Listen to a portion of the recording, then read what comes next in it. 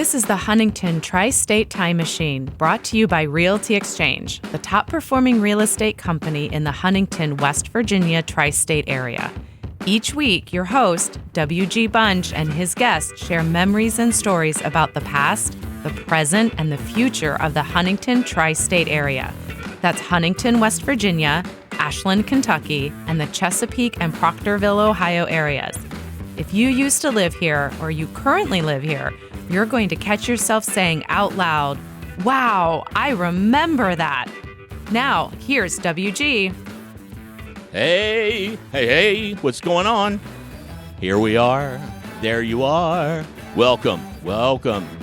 It's the Huntington Tri-State Time Machine. I'm your host, WG Bunch. Today, jump in the time machine. We're going to the grocery stores of yesterday. Specifically 70s and 80s, and also that retro food that they don't make anymore. We're going to be talking about that as well. Our sponsor, Realty Exchange. Realty Exchange, licensed in West Virginia, Ohio, Kentucky, and Florida. Residential, commercial, investment. You're a first-time home buyer. You want to start flipping properties. You need to get your house sold. Realty-ex.com. That's realty-ex.com. They take care of all of it. Thanks, Realty Exchange, our sponsor today. Now, I've got a special guest. I don't think I've had a guest that hasn't been special yet. So I think all of my guests have been special. This is an extra special guest, I guess. Super special. Yeah, there you go. I want you to think about this. Who was your first best friend? Kindergarten, younger, maybe you're very lonely and don't have one yet, but think of your first best friend. That's who we're talking to today. My good buddy, Andy Wise. Let me tell you about Andy, because this guy, he thanks to me, I think he is very, very successful. What Andy does is he's one of like the top consumer investigators like in the country. He's the guy that goes and exposes all the scams and these people that try to take money, from phone things and showing up, knocking on the door saying, "Hey, we'll do this, give us money." He exposes all that stuff. This guy's he's a 3-time Emmy nominee. He's had laws, actually. He's been responsible for having laws changed that have been outdated. He has put criminals in jail that need to be there. He exposes all those scam artists who rob people of so much money. But he gives credit to the good guys, too. He has a website. Go to AndyWiseChoices.com.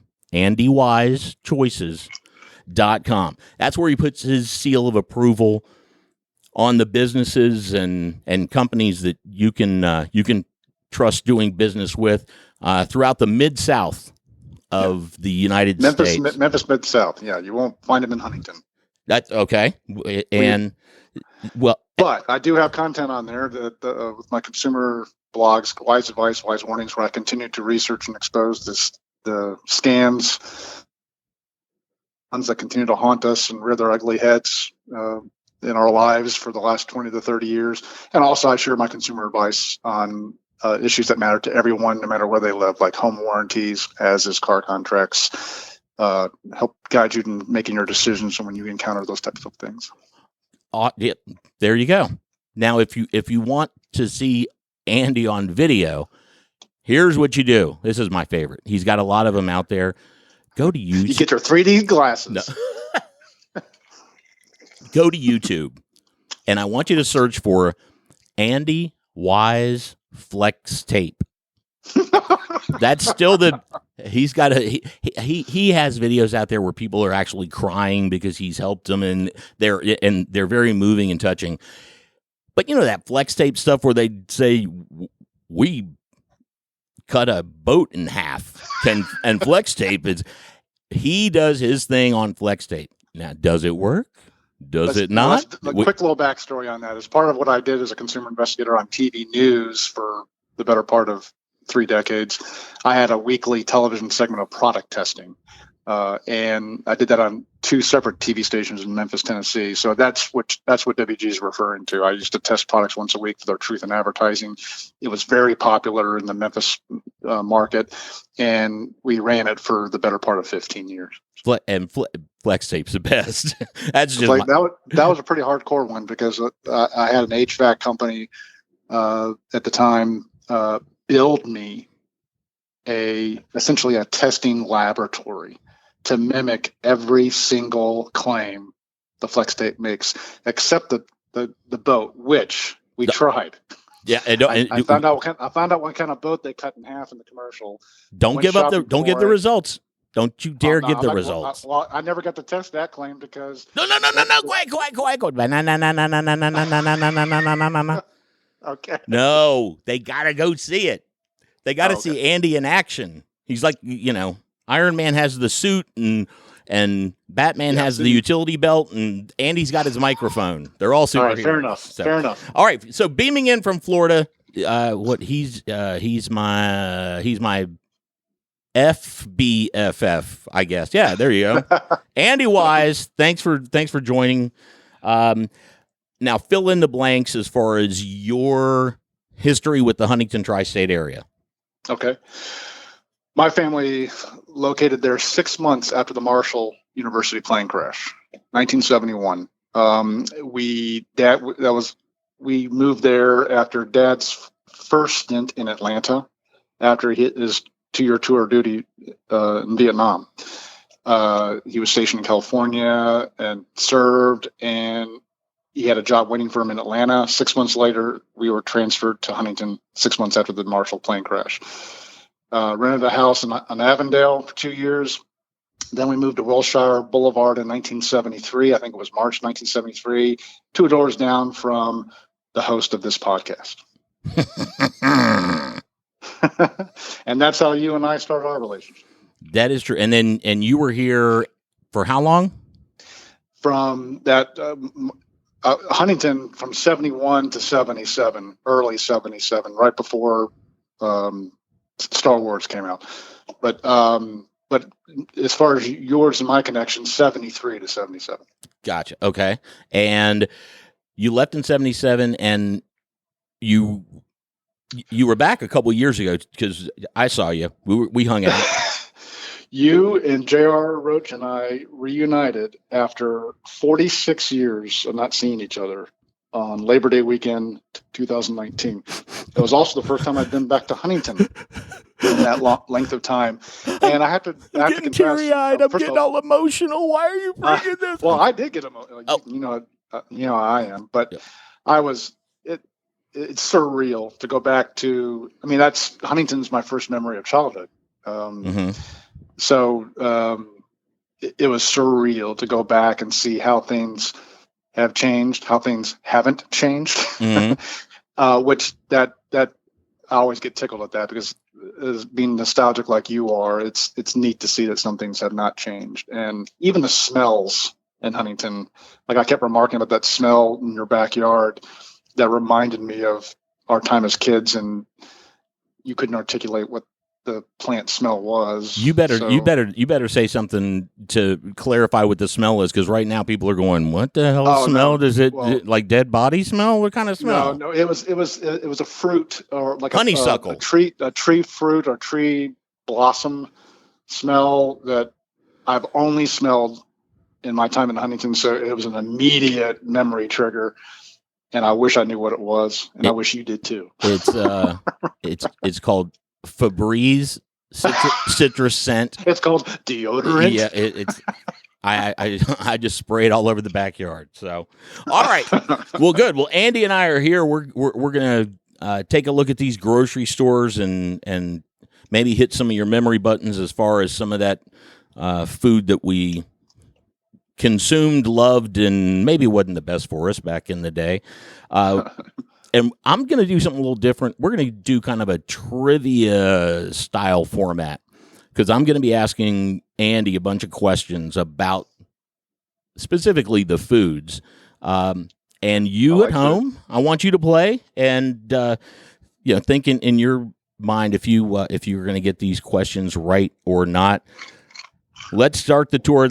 Oh, and also I can't go to all of them. I mean, we have a little bit of a time constraint. So I know there was an AMP and an IGA and other stores that I might do a sequel on. Also, neighborhood stores, Thornburg's, Mansour's. I know a guy. Matt.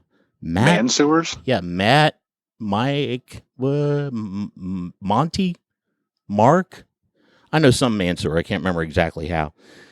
But anyway, we're going to go to the 3 quote-unquote supermarkets here in the Huntington Tri-State area that had multiple locations. First one we're heading to, Tradewell. We're going to Tradewell. If you want all the history of these grocery stores, Google it. This isn't a Wikipedia page. Here's what I'll tell you about Tradewell. They had 8 different locations. What I remember about Tradewell is they were the first grocery store in this area to have video games. Because I remember we're going to be stopping by Big Bear here in a little bit, and Big Bear was very much against no video games in the store when they first came out in the late 70s and early 80s. Tradewell, first place video games, and Phoenix, I think, was the one that I remember they had in the back at Fairfield Plaza. Where was Tradewell in the Fairfield Plaza? Yes, Fairfield Plaza was it was crazy because it's not that big of a shopping center, but you had this huge Big Bear store, and then on the other end, this huge Tradewell, 2 big grocery stores in the same plaza. I don't think Tradewell was there while I was there. It used to be an A&P. Okay, because I left before video games became a thing. Yeah, and it was an A&P, and I can't remember when they converted. Might have been an A&P when you were here. But it was, yeah, and they had locations all the way up into Portsmouth, and but it was they're no longer with us, but they had several locations. I know a lot of people, they said, oh yeah, that's where we did all our shopping. So here we go. Now, Andy and I are walking into the Tradewell. We have grocery lists here from our moms that said, here's what we need you to pick up. Andy has not seen these lists. First thing we're getting, at Tradewell, Andy, beverages. We're kids also. Let's keep that in mind. And I guess what I'd like to do is format this as wise choice, or what's the terminology? Wise choice and unwise choice, or not a wise choice? Wise choice. We can say wise buy or don't buy. Oh, okay, I like that. Wise buy or don't buy. Okay. And this, all right. These are our opinions, and we don't know these. He doesn't know these questions I've got. Let's get started. No, that's true. We're in the beverage section. New Coke, wise choice or don't buy? Okay. Worst marketing fiasco in American history. I would agree. How about Jolt Cola? If you need to get through. Now I'm talking about you. You liked it or no? I actually did like. It was a wise buy for me, but it helped me get through final exams at Auburn University. See, me on caffeine is not a good idea. So, yeah, I think I drank 1 can, and it was like 3.5 weeks later, and I woke up in Mexico going, "What the hell?" So, yeah, not. I was more of a milk guy. How about Slice soda? Wise buy.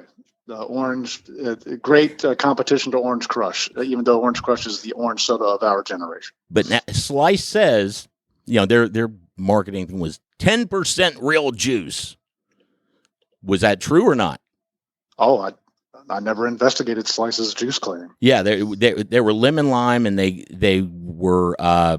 I I think they were the Pepsi. They were owned by Pepsi, and they went up against 7-Up. But their angle was, we have 10% real juice and slice. So, yeah, so moms would go, well, this is nutritious. Did it have 10% juice or not? What do you think? Based on advertising rules and regulations, it would have to be true in order for them to actually make the claim. That is true. You are, because I've had people say, no, it's not. I don't sit and research all this stuff. If you have questions, you have feedback, you have corrections or whatever, you can email us info@htstimemachine.com or whatever platform you're listening to. There should be a place there for feedback. Send it to us. Finally, in the beverage section, play along at home. Which Nesquik powder flavor is fake? I'm going to give you 4. 3 are correct. 1 is made up. Cherry. I'm going to give you 3. Blueberry. No. Okay. Banana. Out of cherry, blueberry, banana, one of those is not a real Nesquik powder flavor. Andy, your choice. It's banana. Banana was real. Oh, my goodness. Now you're down to cherry and blueberry. What do you think? Which is fake? Blueberry. Blueberry is fake. That is correct. That's a good question. I never got into Nesquik. I think the only Nesquik flavor I ever had was strawberry. See, I didn't even know it went in milk. I would just eat it right out of the can. I was like, just a pinch between your cheek and gum. Yeah, exactly. Well, I'm going to dilute this with milk. This is a crazy thing, but for some reason, our moms also put, while we're here at Tradewell, to get personal care items. So here's we're now moving over to the personal care section. Here's your trivia. Play along at home. Andy, I want to see if you know. Okay. There was a shampoo marketed as having beer in it. Beer. And in fact, the tagline was, but don't drink it. It was a shampoo made with real beer. Do you remember the name? Oh my goodness, no, I have no clue. Body on Tap. Body on Tap. Yes. And it was actually made with real beer. What the hell beer has to do with clean hair? I have no idea. Not to be confused with Tap That Body, which is a whole different product. Yes, that is that is totally different. How many kids do you have, by the way? 2. Okay, gotcha. Next question: personal care. There's a pantyhose sold in a plastic Mork from Ork looking egg. What was it called? Legs. You are correct. Yes. And which color looked best on you? Black over my head when I made the visit to the bank. See, I always went for nude. Just because I liked saying it, nude. All right, finally, last one here in the personal care section. Okay. Do you remember Bonnie Bell lip smackers? No. They were like flavored lip glossy type of chapstick things. They were more chapstick. I don't think they were gloss. Girls used to have all these different flavors and stuff, but it's basically chapstick. Which flavor of Bonnie Bell lip smacker is fake? And I'm going to give you 3. Okay. Orange push-ups, Bit of Honey, or 7-Up? Bit of Honey. Bit of Honey is real. Oh. Your choices now are orange push-up or 7. Wait, listen. Do you hear all those women yelling right now? They're yelling they're yelling the right answer to you. Listen.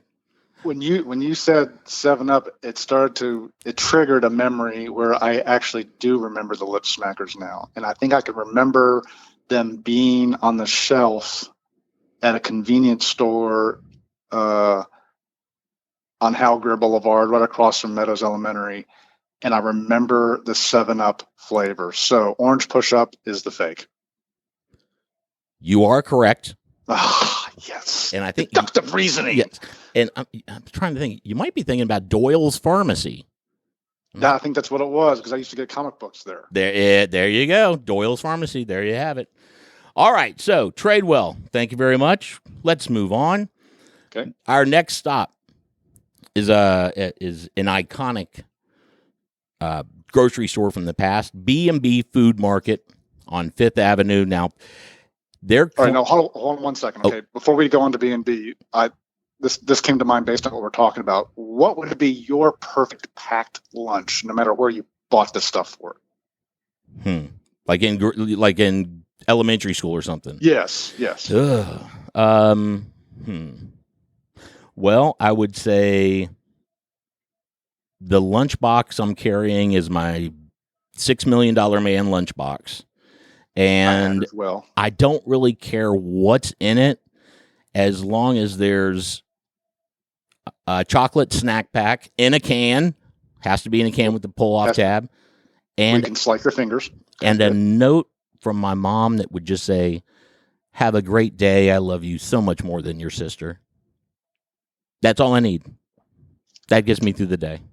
All right. Mine would start with my NFL lunchbox. Okay. Oh, and that's when, like, not one team, it was like all the logos. Yeah, it had all the teams on it. Yeah. Right. And I'd have a can of soda that my mom would wrap in foil to keep cold throughout the day. Okay. What? A bag of Cheetos. Mm-hmm. All right. The exact same pudding you just described with the suicide lid. Well, I would keep the lid throughout the afternoon in case somebody tried to bully me, and I'd go, "I'll cut you." And a bologna and ketchup sandwich on white. All right, this call is over. What? And I mentioned the sandwich because I have a personal story about bologna and ketchup on white bread. Yeah, and my personal story is Huntington exclusive. Okay. My mom, being who she is and always wanting to please her son, knew I loved bologna and ketchup sandwiches so much that from the time I started kindergarten at Meadows Elementary to the time until second grade, early in second grade before I moved away from Huntington, she packed the lunch I just told you, including the sandwich. That ended when my body said, "You know what? We've had enough of these bologna and ketchup sandwiches. They're disgusting. You need to figure this out. And since you can't do it on your own, we're going to teach you." And I threw up all over the floor in the cafeteria of Meadows Elementary. No. Tell me no. I don't. Ooh, no. Oh, I did. I remember that happening, and my body finally rejected the monstrosity that is bologna and ketchup sandwiches. Oh. And Mom that never ever happened ever again after that. So. Oh my gosh. I could see that. Wow. But I've never tried it. Don't think I will. Don't recommend it. Man. But that is a good story, though. I didn't know that was you. You didn't have my back that day. The lunchroom has a plaque, but there's no face on it. It's like they've got a memorial to the ketchup and bologna kid. This was where it was. Oh, sorry for the cafeteria workers. I had to take care of that mess. Jeez, woo. Wow. All right. Well, we're at B&B Food Market. Here's just a couple little tidbits. I could go on about the main patriarch of the B&B Food Market family, Mr. Beckwith, John Beckwith, raised a ton of money for cancer research. I can't remember what year it was, but he was actually named National grocer of the year. He was a big deal. He also lived in our neighborhood, and when it came to, a lot of people will remember this if you lived in my hood. He lived right next door to me, didn't he? No, he lived around the corner on Oakwood Road. Oh, okay. And his thing was on Trick or Treat, if you came to the door with a B&B grocery bag, you got a full-size candy bar. Oh, that's a cool little idea. If you didn't, you got smacked. No, I'm kidding. No, you just get a regular fun size. But you got an extra large razor in your apple. Exactly. So, yeah. So, I don't know if I ever actually trick or treated with a B&B bag, but it was all. I had the B&B bag inside my bag. And Yes. And so you had to work out a system with your friends. Hold this, and I'm going to go up there with the bags. But yes, you got a full size candy bar if you went up there with the B&B grocery bag. So I'll have to ask my mom about that because I have no memory of that. yep, it was a popular. It was the only house that had a line and a doorman. Who like, okay, you can't, no kids can go up there until another kid leaves. All right. So on our list, since we're at B&B and we're talking trick or treat, candy. We get to buy some candy. Oh boy. All right, now we're talking. All right. What 70s and 80s, your favorite gum? Oh my goodness, favorite gum. Bubble Yum grape. Oh, interesting. All right. I mean, for the longest time, Bubble Yum had just that singular, the traditional flavor. Then somewhere around 78 or 79 or 80, they started diversifying their flavors. And I can remember when the grape came out as the first different flavor from the original, and it was like, it was like somebody invented the cure for cancer or something. All of a sudden, you're a junkie. I remember thinking that is so creative. I want all the grape Bubble Yum you got, sir. Wow. So, yeah. I thought you would probably answer what I answered with. Oh, what did you answer? Big League Chew. Oh, well, not necessarily for the flavor, but the experience. Yes. Because you Pretend played like you got a big wad of tobacco in your and mouth. it was in your back pocket when you played Little League, and yep. So I went with Big League Chew. Good choice, wise choice. There we go, wise choice. Now, how about the not wise choice? What's the worst gum we could buy here? I think, with all due respect to its longevity, it's highly overrated. And that was, the yellow package. Yep. Juicy fruit. Juicy fruit, yes. Because Oh. I respect how long it served our community. Mm-hmm. Mm-hmm. But that juicy fruit was only juicy for maybe 2 minutes. Okay. And then you had a wad of something in your mouth that was nasty. So. Yeah. I have a tie. Mine. There was a gum called Freshen Up. Oh, I remember that. Yeah, that was lousy. That had like a liquid center that was just a terror. Oh, yeah, God, it was. And my mom would buy it all the time because she knew I wouldn't eat it. It was awful. It was like, biting into a piece of gum, and all of a sudden, nope. And I've got that tied with. I can't remember what the actual name was, but they were like baby chiclets. Yes. Chiclets were bad enough. And then they made these little, like, you had to get tweezers to. I remember that. They were awful. And it was like you had to pour the whole bag in your mouth, and it was like, this is just 28. Did even chew anything, you had to put the whole thing in your mouth. It was at the chiclet factory. They looked on the floor and they were like, we could probably sell all these little pieces. that fall out of the machine. Well, yeah, okay. Mini size chiclets are those two are the worst. All right, so now let's go through. I'll give you 4 candies. You tell me wise choice or no. Number 1, Rolos. Wise choice. No, not wise choice. I'm not rolling Yes, I'm not rolling anything to anybody else. It's my candy. Get your own. No Rolo. Reese's Pieces. Wise choice or no? Which one? Reese's Pieces.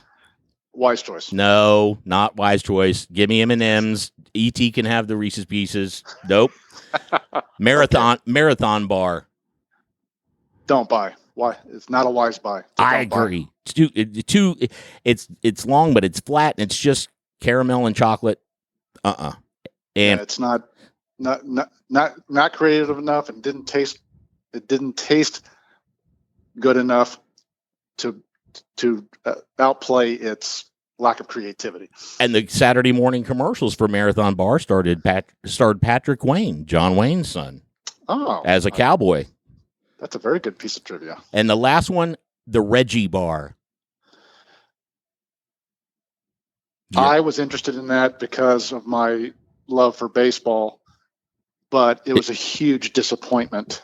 It was like after I had it. It was like and I had it. Go ahead. It was like a Baby Ruth cluster. That's the best way to describe it. And I like Baby Ruth, but putting Reggie's likeness and name on it, I was like, this better be better than anything I've ever had. And all it was like you said, a Baby Ruth or $100,000 bar ball. Mm-hmm. And it, again, complete lack of imagination. With one of the great Hall of Fame players of all time, and he got paid for nothing. Just so you know, if I looked this up recently, if you have an unopened Reggie bar on eBay, they sell for about $25 to $35. Okay, which is, I don't know who's buying them, but somebody is.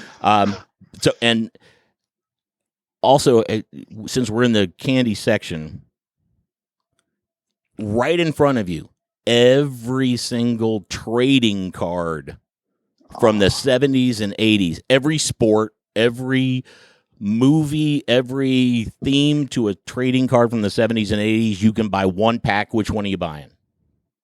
Oh, I'm buying a pack of Topps baseball, baby. Because, yeah, you want to get paid later. Yes, but that's still, even though Major League Baseball is separating its business relationship with Topps baseball cards are still the most authentic and the best produced cards. And I think you probably already know which pack of trading cards I'm going to buy. Star Wars. Ooh, no. That's number 2. Oh, I got to get my Kiss cards, baby. Oh, your Kiss cards. Yes. Absolutely. So, all right, other thing on our list here, meat. Oh, God, we have to go to the meat section real quick. Wise choice, liver. Oh, don't buy. Liver is never going to be good. Ever. No, never. It never. Don't send us any recipes. No, liver is always forever going to be terrible. Yeah, affinity for liver ended with our parents' generation. Oh God, no, because I know what it is, and no thanks. Steakums, awful. Don't buy. Ooh, I took that bait in the early '80s. That was something that Mom packed in my lunch in the early '80s before I became the high schooler, and I thought that stuff was nasty. Oh, I didn't mind. I didn't mind a good steak I don't sandwich. think it was even real beef. It doesn't matter. Does it really matter? It was like a big slat of pressed soybean. The whole thing, though, is you had to use like the entire pack to make one sandwich because it was like, I don't know what instrument they used. It was the thinnest. You hold it up, you could see through it. I think you know what? Here's my gut, my hunch. I think it's liver. No. Oh, Mom, you're serving me liver, and I didn't even know it. And I need a whole bottle of French's mustard just to get through it. Yeah. What about sizzling, which was the bacon-ish stuff? I think I had it once. I'm saying don't buy because you should never skimp on bacon, just like you should never skimp on toilet paper. Half ply? What's half ply? And then I mean, go ahead. why buy sizzling when you can get bacon for a comparable price that's actual bacon? And I can't remember what the sales thing was for sizzling. It's something where I can't. Maybe I think it was maybe microwavable and it was ready and. And they're also alleging that it was fewer calories, but in the way the diet. Oh, that's where the lean comes in. Almost every single diet imagined now allows bacon to be a part of it. I think I read somewhere online that 87% of all the people who ate sizzling are now dead. I don't know if that's true or not. Yeah, and then finally, this is kind of the meat section, I guess, but. Best TV dinner, like what's the main course? Oh, Lord. Gosh, it's been so long since I had one. As a kid, you did, okay, all right, hoity-toity. There was fried chicken and Salisbury steak and turkey and meatloaf and... Fish sticks and tartar sauce. I don't know if that was one or not. Probably. I didn't care as long as there was a little cherry cobbler thing in it. Which was like one spoon. One spoon, it was gone. It was certainly real chilies. I mean, real cherries. Yeah. Sure. It was absolutely authentic. All right, leaving B&B, and now we're going to this one. I think you might remember. This is our last stop. We are, and let me give you a couple facts about this place. Big Bear. Okay. Oh. Big Bear. That was probably your home base as far as that was my family's home base for grocery shopping in Huntington. Yes, from 71 to 77. Is now parking lot of Cabell Huntington Hospital and Marshall Health and all that stuff. But we had 4 in the area. What I remember about Big Bear is they had this thing, Buckeye stamps. Yes, it was like a book. And whatever you spent, they gave you these stamps. You put the stamps in the book, and because this is before Kroger cards and all the other customer appreciation programs and stuff. But then you brought in your book if it got full, and it was like going to an arcade where they had like this big counter. Yes, like okay, you got 290 stamps here. What would you like? Let's see. I'll take. And the only thing I remember my mom ever getting from there is a set of the ugliest ass plates and matching mugs that were just. I was like, it was like, oh my God, no. And I was young. To be young and go, no, these are ugly plates. That's, but. They meant a lot to her. They didn't stick around long. I may have accidentally dropped them. Anyway, here's my funny Buckeye stamp story, and it happened within just the last few years. Actually, it happened right after I visited you in 2019 when we reunited. I was talking to Mom about our trip and things like that, and I was waxing nostalgic about things, and I said, "Hey, Mom, I can remember when we were at Big Bear and I can remember you paying for our groceries with food stamps." And she said, whoa, what? And I said, yeah, Mom, it's all right. I mean, but I had this fond memory of you paying for our groceries with food stamps. And I figured that, I didn't think about it at the time, obviously, because I was a kid that didn't understand, but I figured that you and Dad were trying to make ends meet and stuff. She goes, whoa, stop. We never paid groceries with food stamps. What are you? And there's nothing wrong with you'd have these little. She goes, no, Andy, those are Buckeye stamps. And then she goes and explains the whole thing that, like, as you just eloquently did about Buckeye stamps. So I remembered Buckeye stamps, but I thought it was because my parents were on hard times. It was Big Bear's way of saying thanks for being here, and. Yes, and how else do you think you got those tough skin jeans? I mean, those were right there on the glass counter. Can you get those with Buckeye stamps? I don't think so, but it was just the first thing that came to my mind. Shame. Yeah. Also, Big Bear, they claim that they were the first in the United States to have cashier-operated conveyor belts. Oh, really? Yes. First in the United States. That's what. Yeah, that's a little tidbit of information that I found, which is interesting. And my fondest memory of Big Bear is their carts were an interesting layout because you could ride under the basket. Exactly. Yes. You could sit on the bottom because the basket itself was high. Yes. And so you could sit Indian style on the basket, and it was like when like Harley Davidson people pass each other on the highway or on the street or whatever, and they have that little whatever, they put their hand down or they've got to acknowledge the other rider. Yeah. And you'd go to Big Bear and you'd see other kids.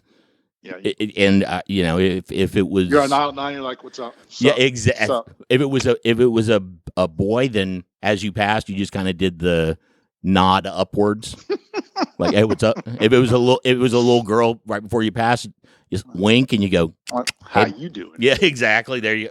Yes. So I would sit on the bottom of that cart. That was definitely my best memory. So all right, now we're in Big Bear. I remember that too. Awesome. And we've got 2 things to buy here. Number 1, okay, Big Bear. Cereal. Oh, baby. We could go on and on about cereal.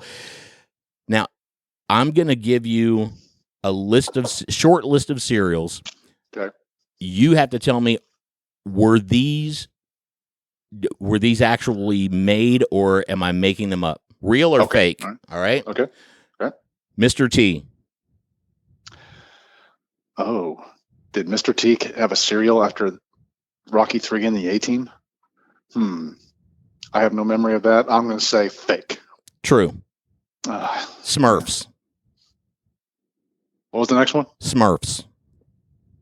Smurfs? Smurfs, the little blue dudes. I'm going to say fake. True. Pee Wee Herman. Oh, I feel like I'm falling in the trap here, so I'm going to say real. Fake. Cabbage Patch Kids. There was a Cabbage Patch cereal, I'm pretty certain, because of the popularity of the doll. I'm saying that's real. True. Okay. Kiss. Oh, my goodness. Gene Simmons and Paul Stanley, marketing pros of elite nature. Yes, I'm sure there's a Kiss cereal. No such thing. Oh, my goodness. I fell in the WG trap. Rainbow Bright. Rainbow Bright. No, that's fake. True. Hopefully everybody at home is doing better. Nintendo cereal? Correct. I'm trying to, like in the shape of the logo? Or are they all shaped like the controllers? I'm afraid I can't give you any hints. I'm going to say true. You are correct. It is true. Strawberry shortcake. Yes, because that was on my, and when you said the one earlier about Cabbage Patch, I was like, strawberry shortcake was the first thing that came to my mind. Yes, there was a strawberry shortcake cereal. True. Yes. Rocky Balboa. Fake. Correct. And last one, Pac-Man. There was a Pac-Man cereal. That's true. You are correct. Yes. Yes. And then our final stop over here at Big Bear is we got to go to the snacks. Sorry. Oh, but you know what cereal you got to buy at Big Bear, though, right? Which one? You got to run the table on the monsters, dude. Count Chocula, Frankenberry. Keep going. Blueberry. And there are 2 more. Let's see. Frankenberry. Don't look them up. I'm not. I'm on the very thing that I use to look things up. I know the 5. I know the 5. All right. So I said Blueberry, Count Chocula, Frankenberry. What was the Wolfman cereal? That's one of them. Yep. Fruit Brute. Fruit what? Fruit Brute. Fruit Brute? Yeah, it was the Wolfman cereal. And I never would have guessed that one. Yep. And then was there one for like the Creature of the Black Lagoon? Nope. It was banana. Fishmonger? It was tuna flavored cereal. Not a big seller. No, peanut butter? No, peanut butter? Yummy Mummy. Yummy Mummy. That was. Doggone it. Those are the. I would never have gotten the wolf one, but I should have got the mummy one. We could go into cereals all day. I'm still disappointed, but I guess I understand. Well, my favorite as a kid was honeycomb. I mean, honeycomb's big. Wise choice. Yeah. It's not small. No. Yeah. And let's bring out the tape measure, 1 inch. Then they redid it, and it's smaller because it got mushy in milk too fast. The big ones, which just was never a problem for me because I had a bowl done in 30 seconds, so I didn't give it time. Anyway, all right. Last stop here is we're going over to the snacks aisle. I know. I see our moms are pumping us full of the sugar.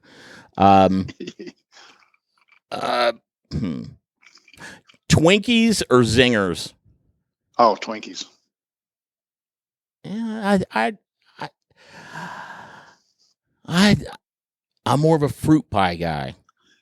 Oh no! I wasn't a big. Fruit pies are awful. Lord, you talk about stuff squeezing out and squirting in your mouth. But they were twice as big. They're twice as big. And fruit pies are Hostess's version of the fresh cut gum.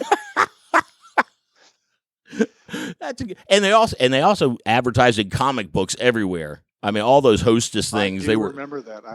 They knew the target audience. It was like Green Lantern loves ho-hos. So should you. Now ho-hos, I can go to town on some ho-hos and some King Dongs. I can wear that stuff out. Do you know? Don't give me no Hostess fruit pie. You know the difference between King Dons and Ding Dongs? You know what? That's a good question because I remember when they changed the name, and I was like, "Why did they do that? What are they?" They've always been called Ding Dongs, but in some period of the 70s, God, I don't know why I know this useless information. It does me absolutely no good, except for something like this. There was a factory that made them in Canada, and in Canada they were called King Dons, and they furnished the Northeast for a few years. And so we were getting Canadian Ding Dongs. Oh, I mean, I did not know that story. I thought that they changed the Ding Dongs because you know how people start to colloquially call something, and then to where it becomes what they say is more important than what the manufacturer actually named the product. Right. And I think, and I thought they just changed the Ding Dongs because every dumbass American was calling it a Ding Dong. And I think it was originally like a ring-a-ling or something. But I mean, it was like some ring-a-ling, and whatever it was like, no, ring-a-ling, that just doesn't have how about ding dong? Okay, it's kind of the same thing, but whatever. Not to mention that's also a euphemism for something else. Yes, that's okay. Yeah. The whole thing is just like kids just would like to say it just because I'm not cursing. It's the name of this snack. All right, and so while we're here in the snacks, wise choice or not? Soft batch cookies. What type of cookies? Soft batch. Soft batch cookies? You don't remember soft batch cookies? Is that like a chocolate chip cookie that's doughy? Yeah, it was like because it Chips Ahoy and stuff. They were the big ones, and they were like real crunchy and stuff. And then they in the early '80s they came out with soft batch cookies, which were like mushy. I say that's a wise choice buy, because sometimes you want a little bit of difference in texture. Sometimes I want it crunchy, sometimes I want it soft. So yeah, boom. I said it's a wise buy. Not a fan for me, but I know a lot of people who loved them. Last one. Now, don't let the pitch man get in the way, but Jell-O pudding pops. Oh yeah, they're wise buy, wise choice. Don't think I ever had one. Well, you said you had the ones in the suicide cans for a long time, and then they moved them to the plastic ones. Pudding pops. The pudding pop, like the ones that are frozen. Correct. Oh yeah, those still Jell-O pudding pops. Oh boy, here they come, the Jell-O pudding pops. My mom would keep a whole freezer full of those things, and I loved them. They were great. How come I never got to come over and have pudding? Because I was 2,000 miles away. Oh, you'd already moved. All right. All right. Well, okay. Well, that's it. We our moms are saying bring back the credit card. So, and how did you steal the car? Yes. Your feet can't reach the pedals. Come on. Andy's steering, and I'm down there working the pedals. So, all right. Well, your thoughts, your feedback, the grocery days of yesteryear. Let me thank everybody for listening. Andy, did you have a good time, my friend? Oh my goodness, absolutely. Please have me back for something else. All right, we can work that out. We've got other episodes. We've got a lot of things for you to check out. You can go to htstimemachine.com, anywhere that you can hear podcasts. Well, you know that. You're listening to us right now. So my thanks again to Andy Wise and Realty Exchange, our sponsor. Thanks again. We are out of here. Thanks for listening to the Huntington Tri-State Time Machine, brought to you by Realty Exchange, the top performing real estate company in the Huntington, West Virginia Tri-State Area. If you have a memory you would want WG to talk more about, just send him an email at memories@htstimemachine.com or post a comment on the Time Machine Facebook group page. Did you like this episode? Be sure to share it with friends and family. You can find a link in the show notes that you can use to share it. And be sure to let Realty Exchange know that you like the podcast as well. Their contact information can be found in this episode's show notes.